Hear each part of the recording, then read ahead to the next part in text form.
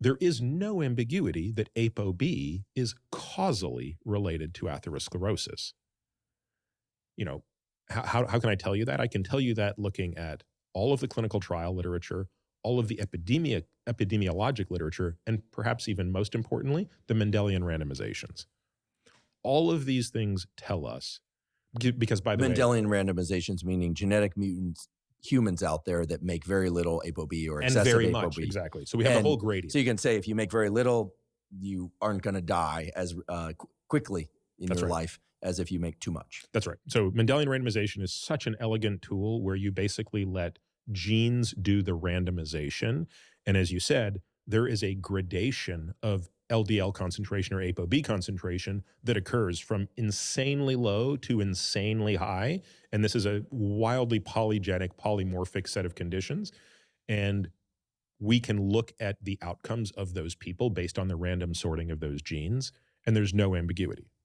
LDL is causally related. LDL cholesterol or ApoB causally related to atherosclerosis. Medelian randomization is not randomized. What they mean is the genetic information. But the problem is all these people are on a sad diet. These are people that have basically already have gone through the medical system and have been given a form like I was given when I had cardiovascular disease and asked, do you want to be part of a study? And do you want to fill this out? So, yeah, it's not randomized with actual people in the real world, and it's not controlled in any way. Everybody's on the same, standard diet. So they're actually just looking at, depending on your genetics, who actually gets worst outcomes based on their genetics on a standard diet. P. This is how they establish that people that have got the ApoE gene of 44 have high incidence of Alzheimer's and stuff like that, and the cardiovascular and all this. It's not because actually ApoE44 actually gives you greater protection against pathogens. But the problem is that is the primitive, the original type of ApoE that we had.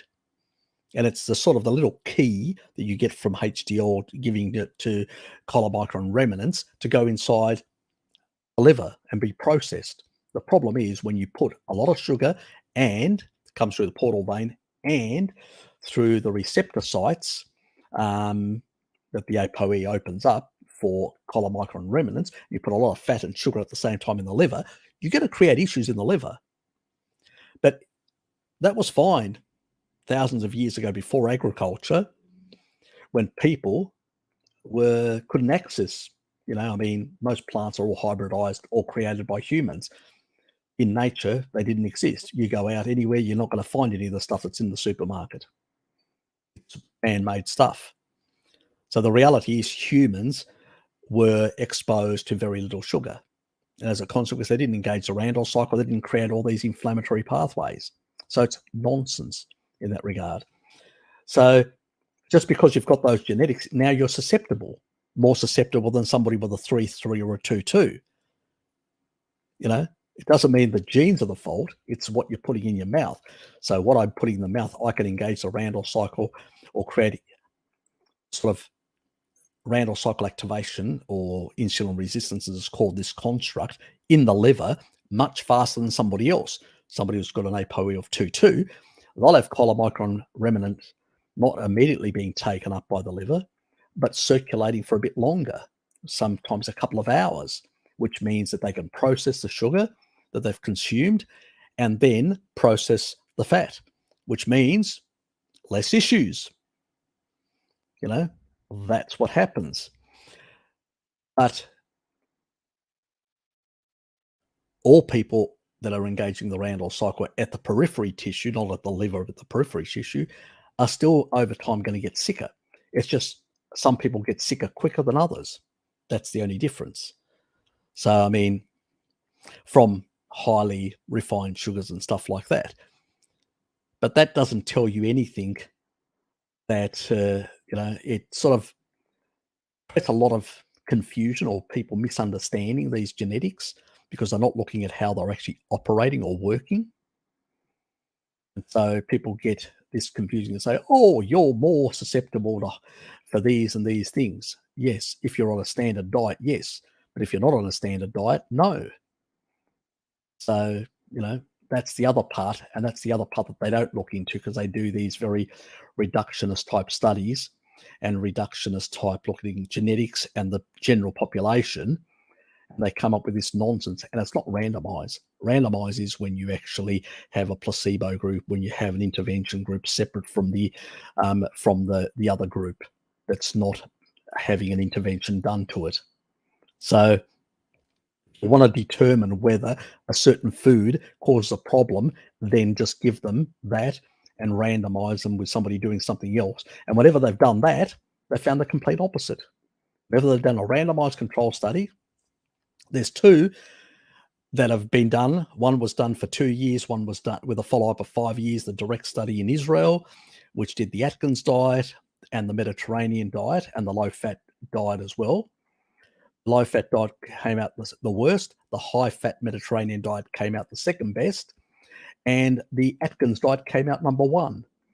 Another Vagoon academic, Christopher Gartner out of Stanford University, there's actually a battle, if you do a Google search, the battle of the diets.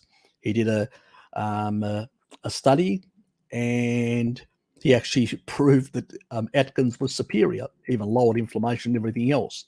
So I actually showed the complete inverse by doing a randomized control study.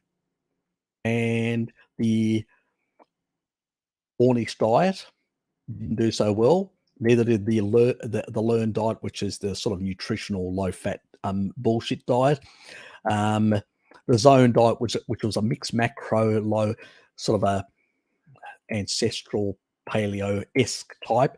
The Zone diet, it's sort of died now, but it was a sort of a form of paleo-esque type, mixed macros, and that sort of did just as bad as the other two.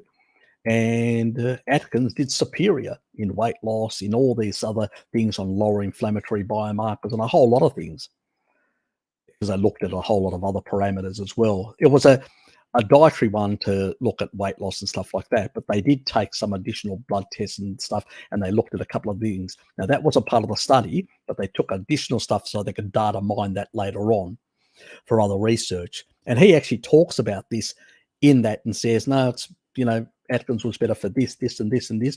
And he says for his ethical reasons, he'll stick to a plant-based diet because he's an ethical man, another virtual signaling vagoonerized buffoon. But anyway, that was his argument, Christopher Gartner's. And, he's gone back and done a few, because he used to do garlic studies. Yeah, I know, weird, these people wasting public money on doing garlic studies. But anyway, that's the sort of crop of people we've got. And then you've got all these other people that are doing all this nonsense genetic studies, and it tells you nothing, because they're not comparing different dietary approaches. Pretty much these people are eating a sad diet. Now, they call it a high-fat diet, but it's not. It's high-fat, high-sugar diet combination, Randall cycle. It's McDonald's. That's what we're talking about.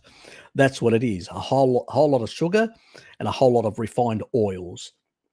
That's the sort of shit that people are putting in their mouths, and that's what they're comparing these genetics. Tells you nothing about what the best diet is, or anything about the lipoproteins, because the lipoproteins vary because of the ApoE. I tend to run much lower cholesterol levels, so my last one was about in the 4 millimole.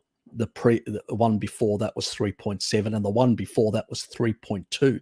When you get down to 3.2 or something like that, you're talking about, you're in the rarefied area of very low cholesterol.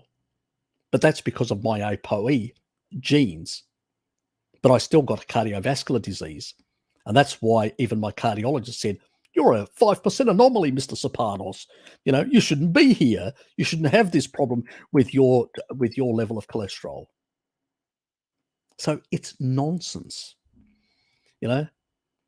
Your genes will determine where your cholesterol is going to be.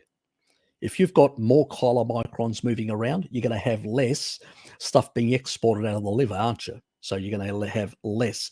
You go on a low carb diet, and you're going to basically, and if you do exercise at the same time, you'll increase your triglycerides export, or if you don't, you won't as much. Again, it's all about the body saying, we need more energy. We need to export stuff and get it out. Or we got boatloads of energy coming in. The person isn't very physically active. Fine. We don't need to push out as much. So when you do a reading, and obviously your triggers are going to be lower, and but nobody's actually looking and comparing the chylomicrons or the remnant chylomicron. How high is that? So how much of the stuff is still circulating? So if you got more of this or more of that, these are just different carrier vehicles that carry triglycerides, fats, fat soluble vitamins, all these things.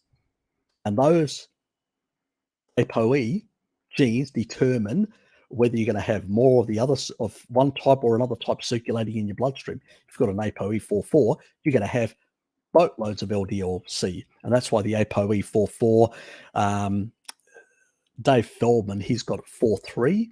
So anybody who's got a 4.3, 4.2, or 4.4 in particular will have much higher. They'll be hyper responding and have much higher LDL-C. But if it's not glycated and it's not oxidized, it's completely irrelevant. So this is nonsense research. It's the most crackpot research you can come up with, and it's looking at just it serves no one.